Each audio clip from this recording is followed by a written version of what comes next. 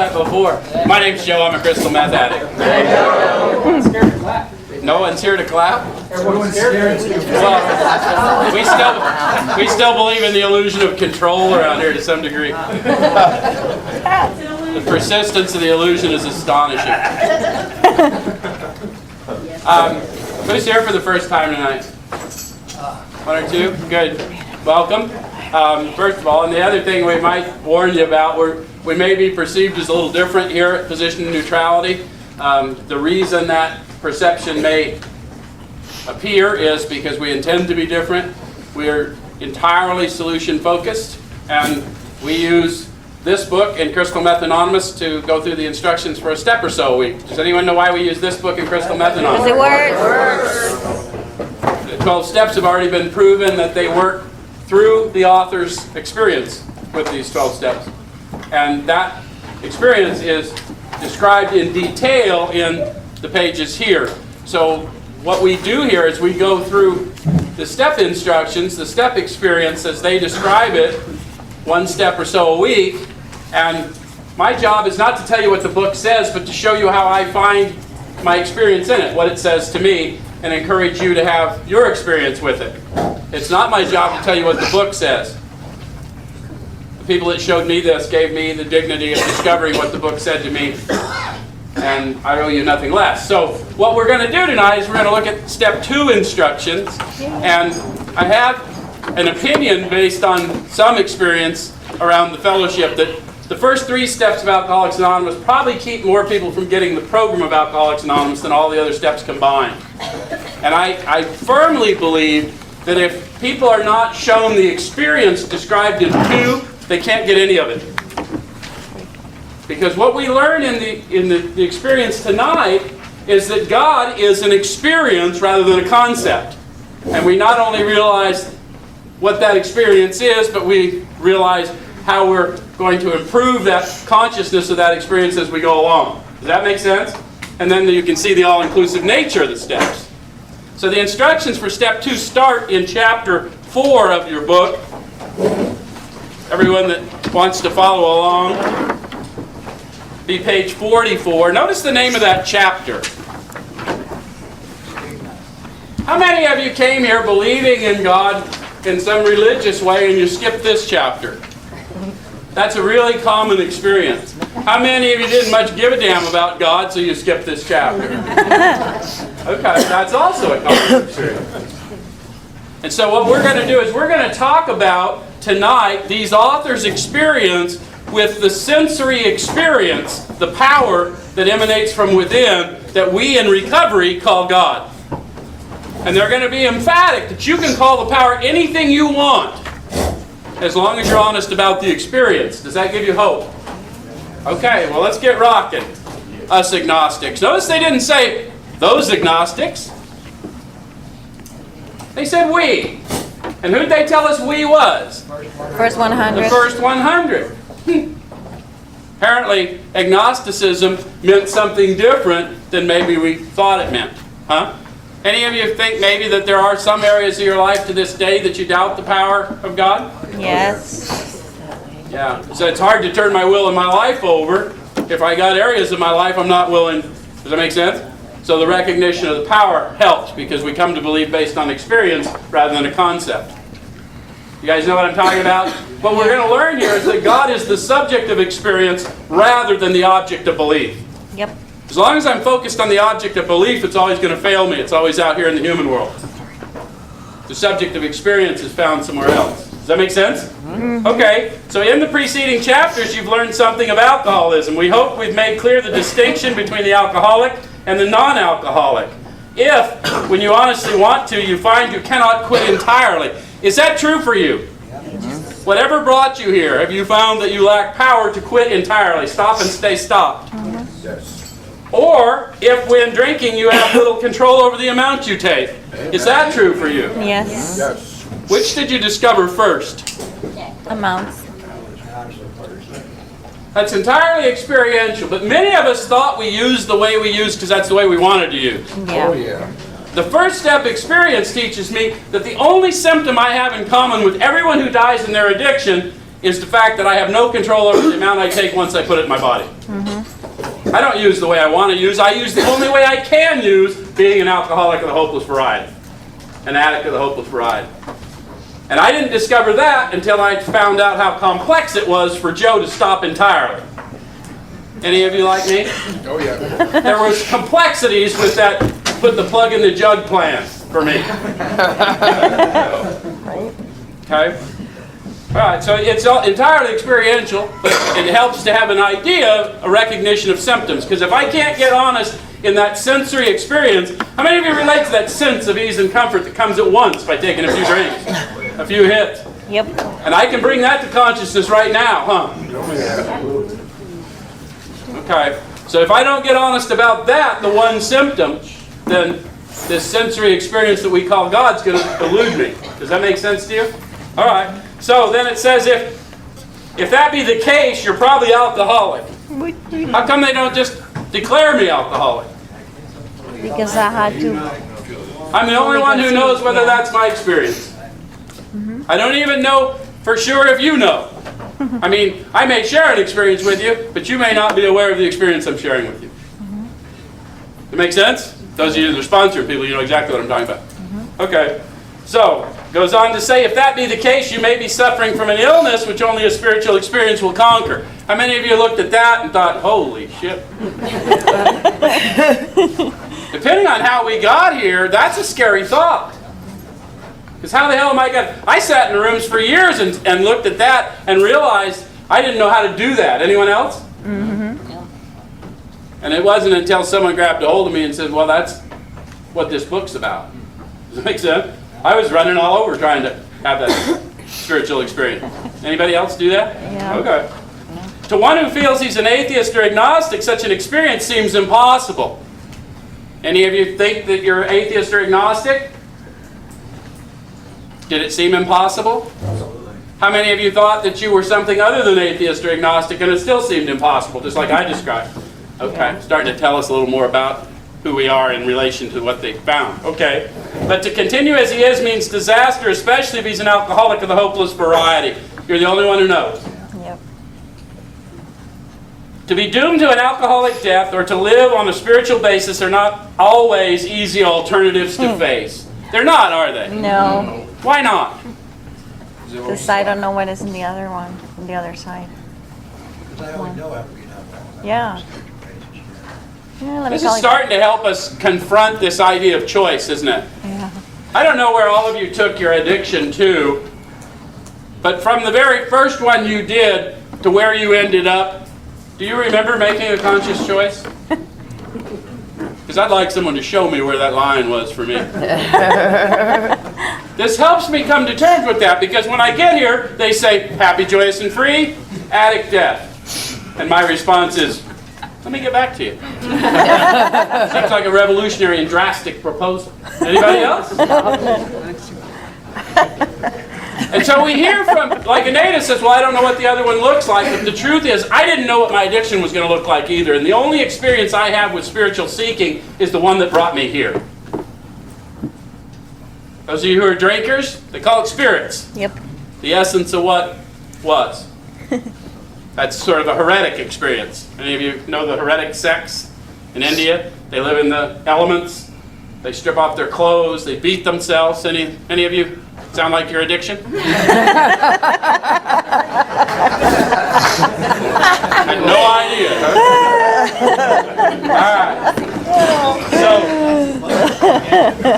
goes on to say it isn't so difficult. About half of our original fellowship were of exactly that type. What type are they talking about? Atheist and agnostic. Atheists or agnostics declared, as opposed to people like me who didn't think I was atheist or agnostic, thought I believed in God but was dying in my addiction. Because I believed in a God that was out here. Yep. Anyone else? Yep. Okay. At first, some of us tried to avoid the issue, hoping against hope we were not true alcoholics. How many of you came to the fellowship and just, we're going to do the 90 and 90 and not drink no matter what? Not pick up. Right. That's kind of like hoping against hope. We're not the real deal, right? Yeah. Okay. Most of us have some of that experience. Okay. But after a while, we had to face the fact that we must find a spiritual basis of life or else. Perhaps it's going to be that way with you.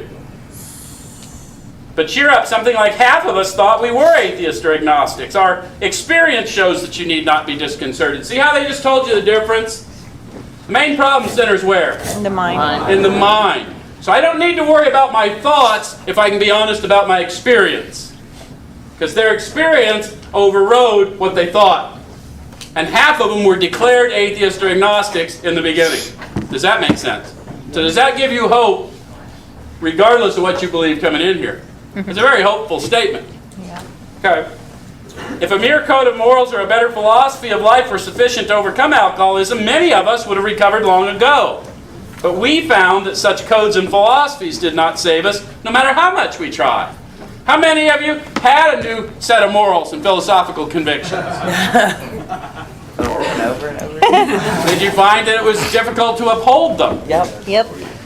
Yeah, that's what they're talking about. It says we could wish to be moral, we could wish to be philosophically comforted. In fact, we could will these things with all our might, but the needed power wasn't there.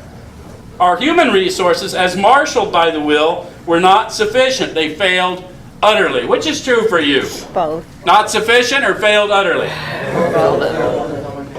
Did you have some struggle with it just wasn't sufficient, so you said, well, I just need to try harder? Yeah. A lot of people do that, and then we And they all finally get wrecked. So you see how they're talking about a growing experience? Okay. So this says lack of power, that was our dilemma. We had to find a power by which we could live. Do you notice that they're not talking about whether I drink or don't drink or use or don't use? They've just taken all that out of the equation and said a power by which I could live. How many of you got here and really weren't all that interested in living, you just couldn't figure out how to get dead? Yeah. I can't seem to get dead right, this is not working out. A lot of us get here that wrecked. And I think we should look at what they're talking about. This living successfully is what I needed, which is why I needed a manner of living change, which is what this process is. We're going to see how they says came to believe? Yep. It implies a process. Like we came to the meeting. All of us came from somewhere. We took a series of roads and we came to this place together. And in the same way, we're going to arrive at the same point, regardless of our walks, by following their path. Does that make sense? Okay. All right, so it had to be a power greater than ourselves, obviously, but where and how were we to find this power? Think about that, guys. How many of you have been looking out here all your life? Better house, better job, better relationship. Okay, let's go to page 55. Let's find out where and how we're going to find it. Second paragraph. Actually, we were fooling ourselves, for deep down in every man, woman, and child is the fundamental idea of God. It may be obscured by calamity, by pomp, by worship of other things, but in some form or other it's there. What's calamity? Stuff. Yeah. Things that have happened to me that I may or may not have had a part in, but it's caused me to blame the world or blame God, depending on my beliefs. And it's blocked me off from the consciousness of the presence. Does that make sense? Yes. How about pomp? Do you guys relate to pomp? Yep. For me, when good things happen in my life, I did it. And when bad things happen in my life, y'all did it. That's how pomp manifests in me. How about worship of other things? Yep. That's how we get here, right? Yep. Depending on what we were following on the way here, right? So then it goes on to say, for faith and power greater than ourselves, and miraculous demonstrations of that power in human lives are facts as old as man himself. We finally saw that faith in some kind of a God was part of our makeup just as much as the feeling we have for a friend. Now they've talked to you, they've started to open you up to the sensory experience that we in recovery call God. How many of you have had a friend? Everyone's had a friend, right? Even if it was an imaginary friend. I'm in a CMA meeting, you guys had lots of imaginary friends. How did that friend make you feel? Depending on the nature of that friendship, did you get the butterflies? It helps to relate to the experience. If you have ever had the feeling for a friend, you know enough about God to get started. And because of the all-inclusive nature of the steps, once you recognize that that experience, the feeling for a friend, can be improved, so that by 11, through prayer and meditation, I can improve my consciousness of that presence in order to help my brothers and sisters, then we start to recognize the calling we've entered into. Does that make sense? Yes. Okay. So then it goes on to tell us Sometimes we had to search fearlessly, but He was there. Now they went from an idea to a reality in an instant. And the difference was sometimes they had to search fearlessly. So they've told me where and how. Where do I find this power? Deep down inside everybody. Deep down inside. How do I find it? Searching fearlessly. Sometimes I'm going to have to search fearlessly. So it would make sense once I recognize what this experience is, and I've already recognized the experience of powerlessness and unmanageability in one, that I will now be able to make a conscious decision. Hopelessness or hope. And I'm going to make a decision, the first step of which will be a searching and fearless moral inventory of me. And one more step. Is that starting to make sense to you? The all-inclusive nature of the steps. I can't do the next one until I've had the experience of the first one. And they don't go away, they just cleave into the next one. And it ends up in a walk in faith. Taking this healing power out for a walk. That make sense? The power that heals me will heal you. The vision that allowed me to get up and walk will give you that vision too. Okay? Alright, so as He was as much a fact as we were, we found the great reality deep down within us. In the last analysis, it's only there that He may be found. It was so with us. Now, you guys that have been here 20 years or more, tell them the truth. It is still always in the last analysis that we go looking inside, isn't it? Yep. You guys have been here 20 days or more. It's a bit usually look outside, blame every circumstance, and then go inward. This is a book of experience. Does it give you hope? That's the hopelessness of the human condition, is I'm imprisoned by worldly desire. And I've always got to go within if I want to have a divine experience. Only thing available out here is a human experience. Yeah? Yeah. So no matter how long you're here, in the last analysis, it's only there that He may be found. So with them. Okay, let's go back to page 45. Let's spin it up from there. So the reason we go through this precise instruction is because, well, that's exactly what this book is about. Its main object is to enable you to find a power greater than yourself, which will solve your problem. I don't know what your problem is, but the power in you probably does. How many of you got here thinking you had a drug problem, and then the drugs went away and you still had a problem? Yeah. So it helps to have a power greater than you, living in you, that can help you sort that out. Yep. How many of you have had some experience with trying to solve the problem with the mind that created it? You notice it said this power will solve the problem. How many of you in sobriety have some experience with solving the problem with the mind that created it? Anybody? Yeah. Who here has solved their job problem with joblessness? It's a common one, right? Any of you ever have a noise under the hood so you turn up the radio? Talk to me about human solution. Okay, we do stuff like that. Okay.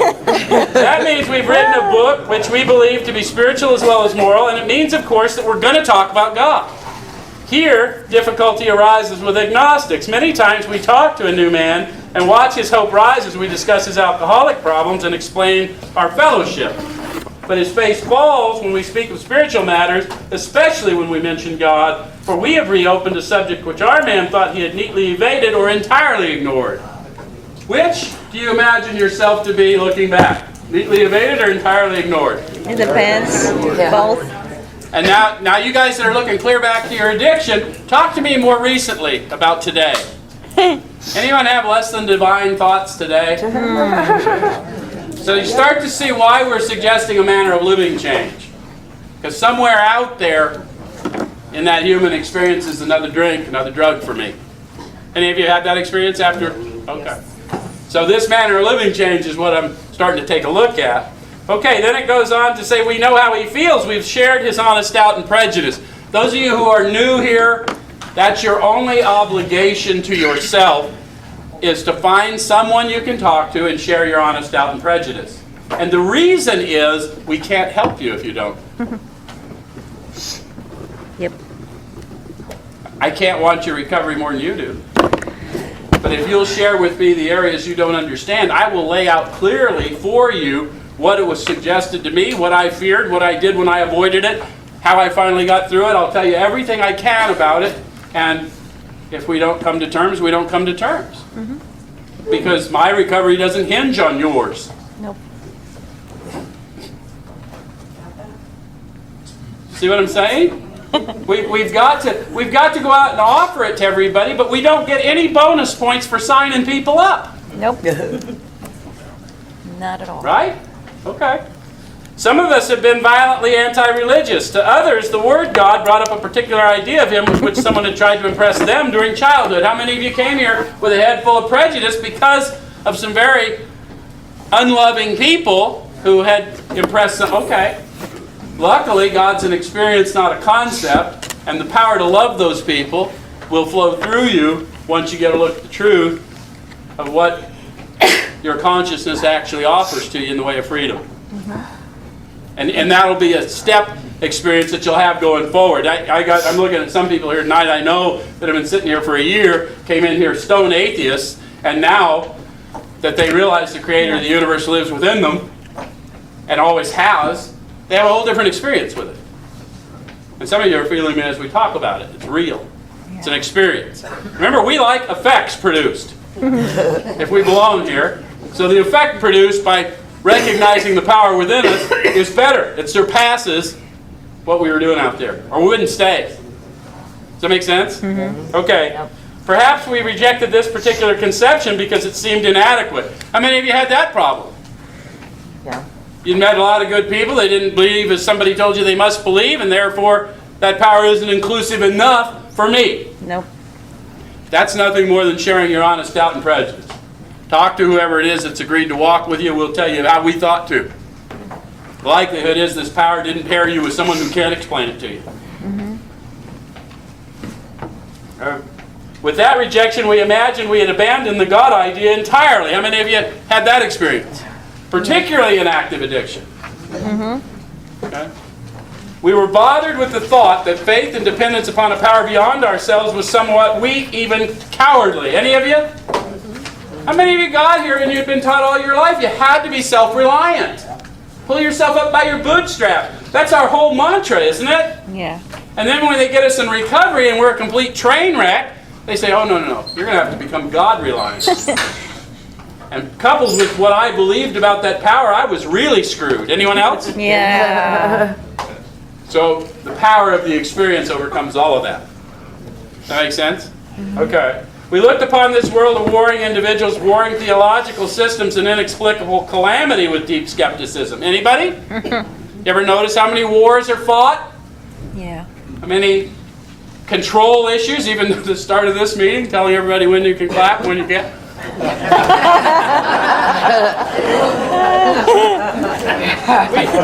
We can't help it.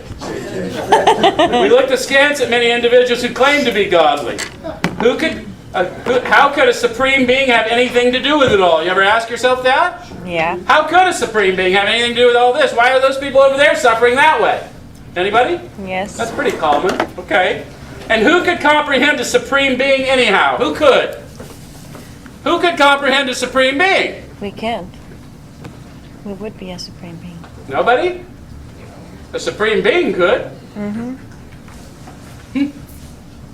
We may not have all the facts. How many of you don't think people are doing it just right? got a view of creation that you think something's out of it, you got to fix it? So we all got a little spark of that in us, don't we?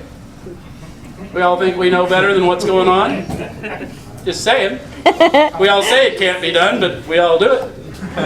Us supreme beings do it. Yet in other moments we found ourselves thinking when enchanted by a starlit night, who then made all this? You ever do that?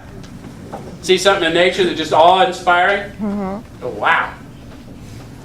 They go to describe the sensory experience. Look at what they're saying. There was a feeling of awe and wonder, but it was fleeting and soon lost. Have you had that experience? Can you bring it to consciousness now? Is it almost like an out-of-body experience? You can feel it, you can see it, and you're almost watching yourself have the experience. When that happens, you're experiencing your consciousness. You are experiencing that power that we call God. Yeah? Are you with me? How many of you have been in an accident? Do you notice how everything seemed to slow down? You ever have that experience? Almost an out-of-body experience? Everything slowed down and you came out of it less beat up than you might have? Yes. When that happened, you experienced your consciousness. That's the subject of our experience rather than the object of our belief. Some of you starting to feel that yet? We're still not there. Who's my athletes here? Any athletes here? Ever make the perfect catch, the perfect throw, the perfect hit? There was never any doubt? You weren't even involved, no thought or effort on your part? You were just catching, throwing? Yeah? When that happened, you were experiencing your consciousness. You were experiencing your intuitive self. Yes? Does that make sense? Mm-hmm. And that power within you is going to be the power that overcomes addiction. Which is why I might want to do all the things they suggest so that by 11, my consciousness is raised and I am improving my conscious contact. I'm walking in consciousness of that power within me that is not of me, but flows through me. Does that make sense?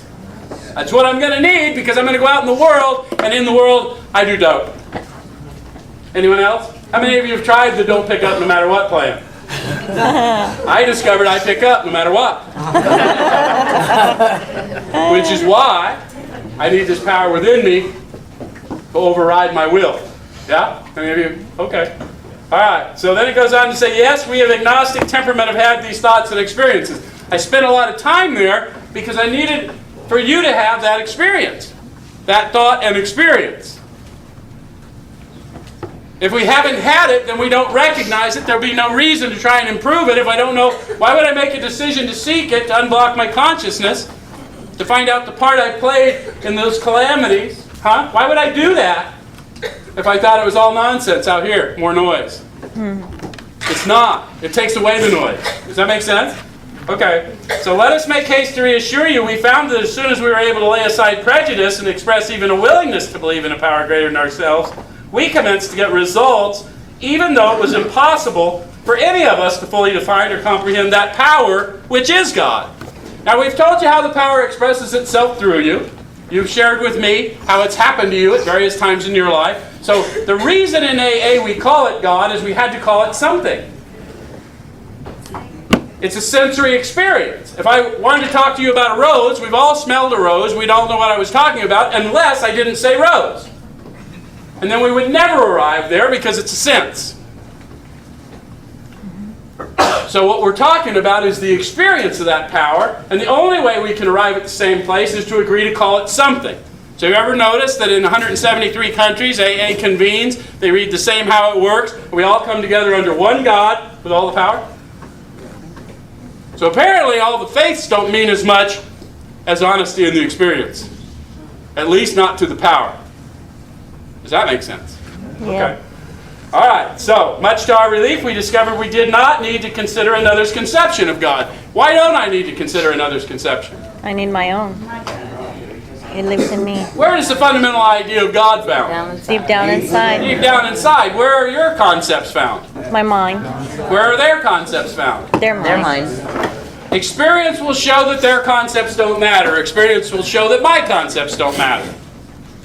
Everything out here is human. Everything in here is the potential for divine. The elements of the divine are within. Does that make sense? Mm-hmm. So it really won't matter what your concepts are, because they're based on your sensory experience of the past. Based on the 5 senses you've been given. We're going to develop a vital 6th sense for walking in the world as a healer. The vital 6th sense is the God consciousness that we're trying to learn to recognize in the beginning of the process. Does that make sense? Okay. Our own conception, however inadequate, was sufficient to make the approach and effect a contact with Him. As soon as we admitted the possible existence of a creative intelligence, a spirit of the universe underlying the totality of things, we began to be possessed of a new sense of power and direction, provided we took other simple steps. Okay, there's a promise and condition. A new sense. What does new mean? Never experienced. Unlike anything I've ever experienced before, new means new. Now they're talking about a sense. You understand a sense? Mm-hmm. I'm going to feel it. I'm going to know it. It's going to animate me. Now that power and direction is going to come to me, provided what? I do some simple steps. I take other simple steps. So what do you imagine those might be? 3 to 12. Maybe 3 through 12. Starting to make sense now, right? So you notice how you got a new sense of direction already? I'm just going to stay in the steps until my mind changes, no matter where it is. Does that make sense? Okay. We found, remember this is a book of experience. This isn't high-minded concepts. When they talk about we found, it's meant to say they saw it. That's what they did. That's what we did. That's what happened. That's what we experienced as a result. And the whole book is describing an elevation of their consciousness to a level of life better than the best they've ever known. And you don't have to do it. Your experience may not align with theirs if you didn't do what they did. But if you do the things they did, the likelihood is you'll get what they got. And if you get what they got, you'll know what I'm talking to you about. The great curse of those of us who have this experience is we got to talk to you people and you look at me, he's fucking nuts. But we like the facts. Yep. So, okay. All right. So, goes on to say we found that God doesn't make too hard terms with those who seek Him. To us, the realm of the Spirit is broad, roomy, all-inclusive, never exclusive, forbidding to those who earnestly seek. Think about how earnestly you sought to earn your seat here. And yet, God expressed Himself through some of you tonight because I felt you. Mm-hmm. So it's not a theory. And if you don't feel what I'm talking to you about sometime tonight, grab someone next to you and ask them to walk with you a little while and show you that. Okay. It's open, we believe, to all men. When, therefore, we speak to you of God, we mean your own conception of God. You've got to honor your conception because that's the only thing we can start with. Even the experience is a conception, right? How many of you have tried to reproduce the experience once you learned about it? Found out you can't reproduce it on your own? No. We do that. Yeah, okay. It was worth a shot at it. Yeah. This applies too to other spiritual expressions which you find in this book. Do not let any prejudice you may have against spiritual terms deter you from honestly asking yourself what they mean to you. Now, they gave you some instruction. I can tell myself I'm not going to allow prejudice to deter me, but that's horseshit because prejudice will deter me with or without my permission. Yep. But what they did is they took an action. Did you see that? Don't let it deter me without honestly asking myself, what is it that bothers me about that term? What the old-timers used to do is hand you a dictionary with this book and said, if you're bothered by a word, look up a definition of the word that works for you within the context of the authors. Because the authors wrote down precisely the words they meant, and they use exactly the words they meant to say, and they say exactly what they mean to say. But it's experiential. The first 100 agreed, and they argued about every word. So rather than arguing with the word of their experience, find a definition that doesn't bother you. Instead of changing the word, change your mind. Does that make sense? Okay. At the start, this was all we needed to do was commence spiritual growth to affect our first conscious relation with God as we understood Him. What's conscious mean? Aware. Aware, and more than aware that I'm aware. Mm-hmm. Because I was aware before they described the experience to me, but I wasn't aware that power was God. And sometimes I have human experiences, they're emotional experience, and that's not the same experience. But when I get the burst of power, I know what it is. I'm aware that I'm aware. Yeah? Mm-hmm. Yes. And it helps to know that difference. And if you don't understand what we're talking about, aware that we're aware, have you ever been in a state of being and weren't really aware you were in it until someone called it to your attention? A lot of times we talk about it here, you'll be walking around kind of grousing and someone will say, are you upset? Are you mad? No, I'm not. Have you ever had that happen? And now you're aware that you're aware. Now you're conscious. Have you noticed now you can either tailspin into it or you can decelerate? Yes. So it's not nonsense. This is really an experience. Okay? All right. So afterward, we found ourselves accepting many things which then seemed entirely out of reach. That was growth, but if we wished to grow, we had to begin somewhere, so we used our own conception, however limited it was. And they've told you how limited it was. At least half of them were atheists or agnostics declared. So it apparently isn't important that I believe in God. It's far more important that God believe in me. And if I'll look at the honesty of my experience and my utter inability to get dead, no matter what my best efforts were, then there was obviously a purpose for my life that I was ignoring. Yes. Which I've since discovered as a result of this work. Does that make sense? Yes. Okay. We needed to ask ourselves but one short question. Do I now believe, or am I even willing to believe, that there is a power greater than myself? That would be a good thing to do at a quiet time. Ask yourself that question, no matter where you are in the journey. no matter what problem you perceive you're facing. And if you're really new in the journey, it really helps for me to come to believe that alcohol, cocaine, methamphetamines, heroin are a power greater than me that will always win in time. Because I'll never change my entire manner of living if I don't believe that. Does that make sense? Okay. All right, as soon as a man can say that he does believe or is willing to believe, we emphatically assure him that he's on his way. It has been repeatedly proven among us that upon this simple cornerstone, a wonderfully effective spiritual structure can be built. What cornerstone are they talking about? Willingness to believe in and to act in it. Because what they meant act in, the definition of willingness was acting or preparing to act gladly. And apparently the gladly thing wasn't all that important in the very beginning, because I wasn't too glad to do the things you people suggested I do.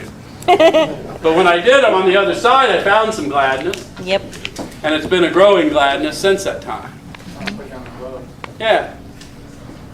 So that was great news for us, for we assumed we could not make use of spiritual principles unless we accepted many things on faith which seemed difficult to believe. Any of you ever watch somebody and go, yeah, that works fine for them, clearly, but I can't get there? Yeah, you can. We're going to start from where you are, not where we are. We're not in the business of standing at the top of holes yelling at you, come on out.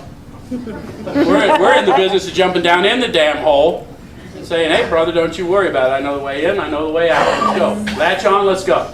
Huh? That's what we do. Some of you are feeling that. That's what we're about. We ain't afraid of no hole. Huh, Ryan? We've been in holes, haven't we? All right. When people presented us with spiritual approaches, how frequently did we all say, I wish I had what that man has? I'm sure it would work if I could only believe as he believes, but I cannot accept as surely true the many articles of faith which are so plain to him. Guys, I don't know why we get here and then we think we've gone holy on everybody and we've got to start telling them what they must do. We tell people you must accept, you must surrender. They just told you what their experience was. We cannot accept. The process will give me the experience of acceptance if I'm willing to take ownership of who and what I am. And surrender, that's horse shit. I don't quit nothing. Anybody else? Yeah. Surrender is also an experience, right? Yes. Once I realized the only one I was fighting was me, then I laid down my worldly tools and picked up a spiritual toolkit. Because it served me better in the war of ideas that I live in presently. Anyone else realize that that's really where we live? Yes. Any of you have been here a while and realized that we live in a world of war of ideas? Constantly battling with our minds to make us lose sight of the decision. Yeah? How many of you have lost sight of the decision, lost the war of ideas, came in here wrecked again? Don't have to pick up a drink or a drug to do that, right? No. Okay. That's all we're trying to do is bring it home. Where's the problem center? In the mind. Where's the solution found? Deep down inside.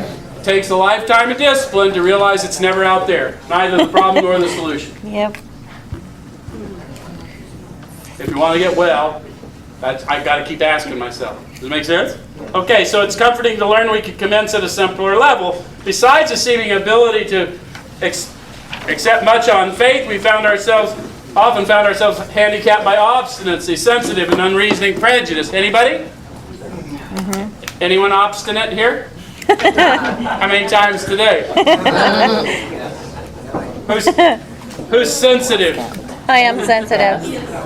Used to hear that a lot in the rooms. I'm sensitive because I'm alcoholic. You guys ever hear that? Yeah. I'm sensitive because I'm sensitive.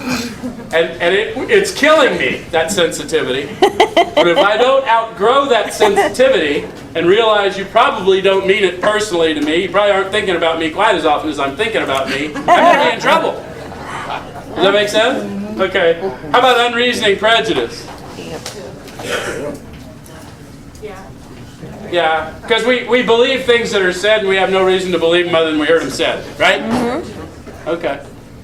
All right, many of us have been so touchy that even a casual reference to spiritual things made us bristle with antagonism. How many of you are bristlers? Where's that bristling come from? Deep down inside.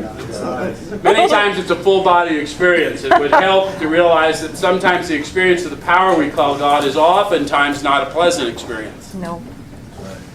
the truth will set you free. Oftentimes not before it really pisses you off. If it's got my whole body moving, there's something I ought to look at. And it's not you, it's me. And it's not even me, but my thoughts. Does that make sense? Mm-hmm. Okay. This sort of thinking had to be abandoned. See, that's what they're talking about. It's all about the thoughts. You're going to learn that later as we develop your consciousness, but this process will help you with that. But I'm not really disturbed by the way you people act and talk. I'm disturbed by my thoughts about what I think you said or did. Mm-hmm. And those thoughts kept me trying to kill me on a daily basis for a very long time. Anyone else? Yes. I mean, you guys might not be doing recovery right, and that'll really piss me off, but the only one I know for sure who's tried to kill me is wearing my underwear. Does that make sense? So it's always an inside job, regardless of how disturbing I think you are. Okay.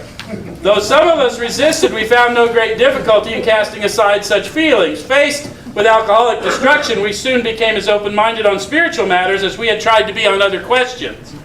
In this respect, alcohol was a great persuader. How many of you were persuaded here by alcohol? Did you notice other people tried to persuade you and they weren't as persuasive as alcohol? No. How many of you were persuaded here by methamphetamine? Same thing. Did you have people trying to persuade you that methamphetamines weren't a good idea? They weren't as persuasive as methamphetamines, were they? It was here because of crack. Yeah, crack's very persuasive. Where's my heroin addicts? Very persuasive, right? Okay. Yeah, we're not the persuader. The chemical's the persuader. We can only deal with reasonable people here.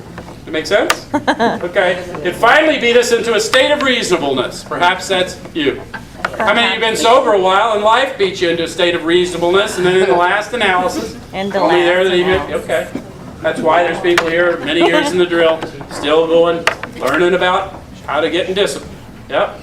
Sometimes this was a tedious process. Any of you find it to be a tedious process? Oh, yeah. Just a How many of little you bit. fresh off your addiction? Think about that. My addiction was a tedious process. Anybody? These guys are masters of understatement. Think about what they're saying. I've seen some of you guys that tore up. We hope no one will be prejudiced for as long as some of us were. The reader may still ask why he should believe in a power greater than himself. Any of you? Yep. Well, we already explained to you one reason. If you don't believe the chemicals are a power greater than you, you're screwed if you belong here. So that's one reason. Because here's the deal, and maybe no one's told you this, it's a second step experience. In AA, in NA, in CA, in CMA, if you belong here, if you're an addict of the hopeless variety, you're going to get to God or you're going to get to God. And it's not a concept, it's power within that restores my sanity. Yeah. It's just the truth, and we're so hesitant to tell the truth because we're people pleasers. But we have a process that allows us to discover that power within us and then live in that power instead of in the world, and it protects me. And it'll protect you too. Yeah? Okay. We think there are good reasons. Let's have a look at some of them. The practical individual today is a stickler for facts and results. Nevertheless, the 20th century readily accepts theories of all kinds, provided they're firmly grounded in fact. We have numerous theories, for example, about electricity. Everybody believes them without a murmur of doubt. Why this ready acceptance? Why do I believe in electrical theory, but I don't believe in God? Because I can see it. I can't see electricity, but I can feel its effects, right? Yep. Okay, so that's all AA is trying to say, is once we show you how to recognize the effects, you can start to realize that there are practical reasons for believing in the power. Yes? Yes. I can't explain electrical theory, but I can turn on a light switch. I can't explain the power within me, but when I share that power with another, I feel its effects. Mm-hmm. Does that make sense? Mm-hmm. Okay. Simply because it's impossible to explain what we see, feel, direct, and use without a reasonable assumption is a starting point. Everybody nowadays believes in scores of assumptions for which there's good evidence, but no perfect visual proof. Right? We do. Mm-hmm. Okay. And does not science demonstrate that visual proof is the weakest proof? Even more so today than when they wrote this, because now we've got the internet, we've got this whole virtual world, and everything can be changed in an instant. Right? Okay. It's being constantly revealed as mankind studies the material world that outward appearances are not inward reality at all. To illustrate, the prosaic steel girder is a mass of electrons whirling around each other at incredible speed.